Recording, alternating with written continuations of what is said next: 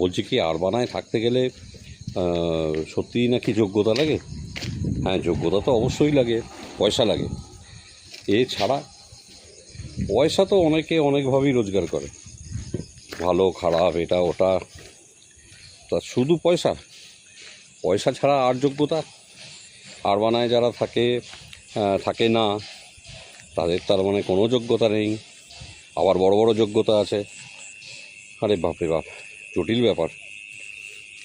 তো এই সব কথাবার্তায় আমি কুইন্টাল কুইন্টাল দুঃখ পেয়েছি এবং মেট্রিক টন অবাক হয়েছি।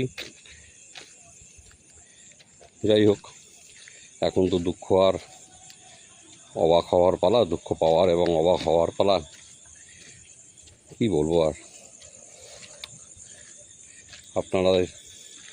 আপনারা কেজি কেজি ধৈর্য নিয়ে সব দেখবেন, শুনবেন, আর কি বলবো।